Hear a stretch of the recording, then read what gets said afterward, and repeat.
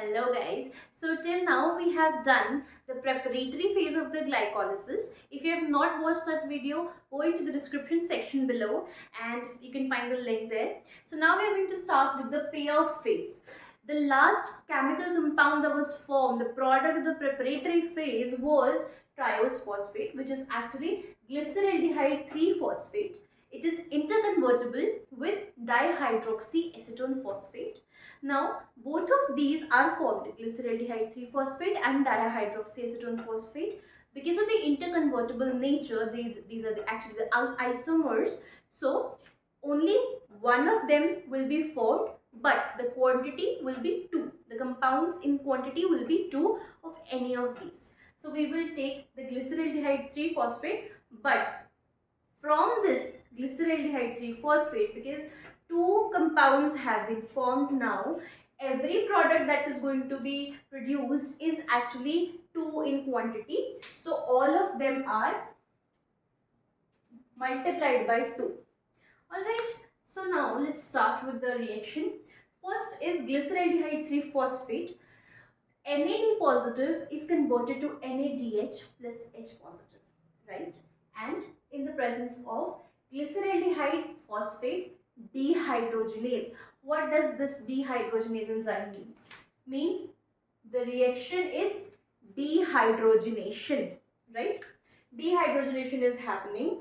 The hydrogen from this compound, glyceraldehyde 3-phosphate, has been taken up by NAD positive and it has formed NADH plus H positive, or you can say NADH2. Okay, so it has taken up the hydrogen from this and that is why it is a dehydrogenation. Okay, now when the dehydrogenation has occurred, it will form 1,3-biphosphoglycerate. 2 phosphates have come there and it will be biphosphoglycerate, right? Then ADP. Now previously in the preparatory phase we have used ATP. In the preparatory phase 2 ATP were used to form 2 ADP. Means we have used the phosphorus from ATP, right? In this payoff phase the reverse is going to happen. ADP is going to be picked up and ATP will be released. Now ADP is picked up and ATP is released. That means 1 phosphate from 1,3-biphosphoglycerate will be taken up by ADP to form ATP. Diphosphate will become triphosphate and the phosphate it is getting from this compound. So one of the phosphate will be gone to ATP and it becomes 3-phosphoglycerate. Right? 1 phosphate has gone and this will happen in the presence of enzyme phosphoglycerate kinase. Right? Now 3-phosphoglycerate has been formed. Now phosphoglycerate will be formed. Okay. The enzyme will be phosphoglycerate mutase. Why mutase? Always the enzymes are telling you what reaction is actually happening. Mutase. Right? Mutase is there. So 3-phosphoglycerate will be changed to phosphoglycerate. Then from phosphoglycerate, H2O, that is 1 molecule of water, will be extracted and in the presence of enolase, it will form phosphoenol pyruvate. 1 molecule of water is subtracted from phosphoglycerate to form phosphoenol pyruvate, also known as PEN. Right? Then from phosphoenol pyruvate, still 1 phosphate group is present. 1 phosphate group is there in phosphoenol pyruvate. Again, ADP will take up that phosphate group to form ATP and what we will get is pyruvate. Pyruvate is the end product of glycolysis. Now, I want to take up all the formulas of these structures and so that it can be more clear to you. Now, here I have drawn all the compounds. I am going to explain you all of these one by one and how one is going to form the next one, right? So, first of all, we have seen was the triose phosphate, that is glyceraldehyde 3-phosphate, right? So, the structure is this. There is one phosphate group, this one, right? This is the phosphate group we are talking about, and there are 1, 2 and 3. I am putting the numbering 1, 2 and 3 carbons, right? So there are 3 carbon, 1 double bond O, 1 OH, H2 and H means there are H3, 1 OH and 1 double bond O, right? Apart from that, there is 1 phosphate group.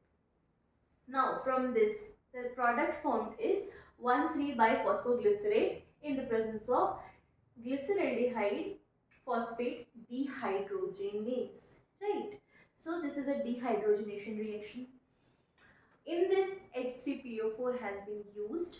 H3PO4 will give the other phosphate group. Here it was 3 phosphate, only 1 phosphate group is present, right? The other phosphate group is added here, 1,3-biphosphate ho gaya na? Sorry. There are 2 phosphate groups now.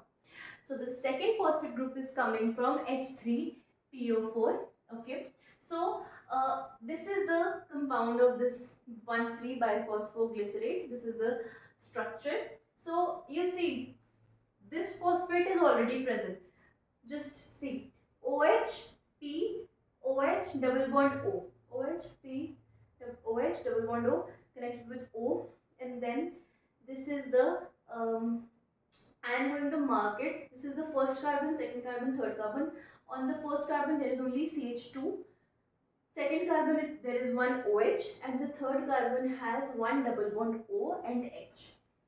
Now here this is the first carbon, this is the second carbon, and this is the third carbon, right? There is 1,3-biphosphoglycerate. First phosphate group is on the first carbon, second phosphate group is on the third carbon. This is one and this is the second one, right? So 2 phosphate groups on 1 and third carbon, and second carbon is having only OH. 1,3-biphosphoglycerate, it will be using ADP, and 1 phosphate will be removed to form 3-phosphoglycerate, means phosphate from first position will be removed. Here first position, this is the first position, this phosphate will be removed and this phosphate will remain there. So this is the third carbon, this is here, right, this phosphate. This second carbon has OHH, this is the same. Third carbon, this is the first carbon, right? This is the third carbon, this already has. Then the first, this is the third carbon, this is the third carbon. Third phosphate has to be there, so it is there. Second carbon, HOH, there is same. First carbon, this has to be removed. So now this O will remain here, right? So this double bond O they already have. Instead of this whole phosphate group, right, there will be H, okay, to complete the bonds of oxygen. Now O is left, so this O will make a bond with H hydrogen, and 1 is already there with the first carbon, right? So this way 3-phosphoglycerate is formed. From 3-phosphoglycerate, mutation will happen. In the presence of phosphoglycerate mutase, it will form phosphoglycerate. That means when no numbering is given in front, that means the whatever is being added here, phosphate is being added, so phosphate will be at the first position now from third position, right? So first position phosphate, this is the phosphate group,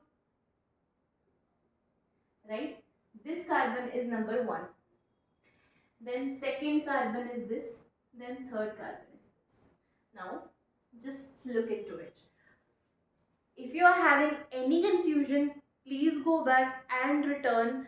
Don't shy to go back and come, because this is very important to understand, because this is one of the main cycles that you're going to study your whole life if you are into biology. and especially plant biology, botany. So first carbon is having this phosphate now. From third means it has shifted, right? From this it has shifted to first carbon. Now second carbon has double bond O and one OH group, right? What was here? OH was there, right? This hydrogen is not there anymore now on the second carbon, right? And the third carbon, this one, this has shifted, and so this O remains here. So this O will take up the H. It will form OH to complete the bonds of oxygen, right? Now this has formed the OH group. The first H, this one, this has been removed and this has shifted towards this side. You're getting this? This oxygen, you know, it's revolving around the oxygen. This oxygen and this oxygen, basically, they are going to change the bonds they are having.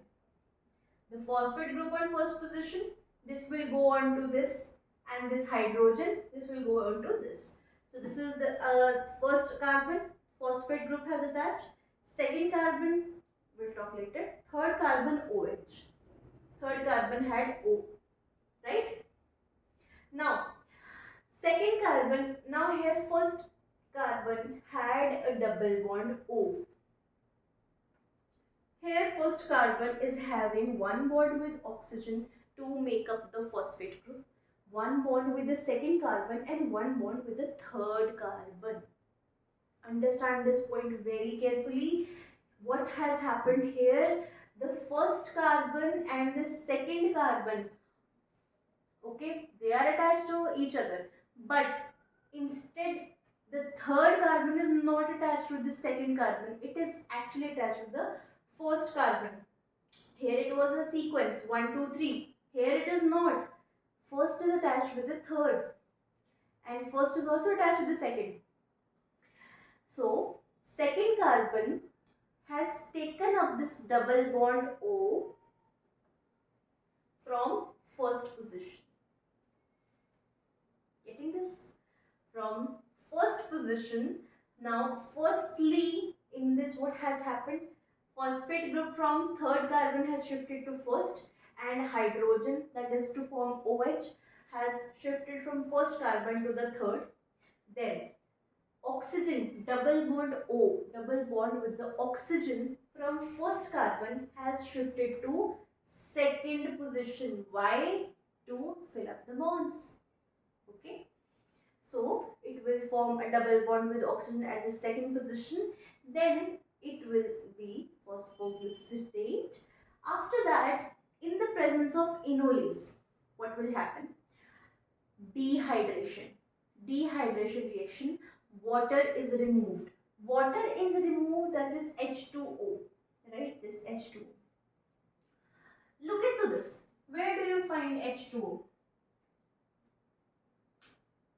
This phosphate group will remain as such. You are not going to touch it at all. Oxygen will remain because it needs two bonds, and one is attached to the phosphate, the other is attached to the carbon. If it has to remain, the phosphate group has to remain in the chain. It is important to include this oxygen as well. Okay. Now, this OH, this one, and here on the third carbon, it is actually C carbon, and it is having how many bonds? 1 and 2. How many bonds does a carbon have? 3, 4, right? So now what will be the rest? It will be H, so it will be H2, right? Now this portion, what is this forming? It is H2O. This will be taken out in the presence of Mg2 positive. Now look into the next, phosphoenol pyruvate. What is this? Phosphate group is there, phosphate group is there, attached with an O. Then this first carbon, this is the second carbon, right? Now the first carbon, this is the first carbon, this is the second carbon, and this is the third carbon. Now the first carbon is attached with the second carbon and with the third carbon, same. Just second carbon has double bond O, same. OH, same. Third carbon, H2O has been removed. Now this is one bond, this is second bond, right? So this will make up a double bond.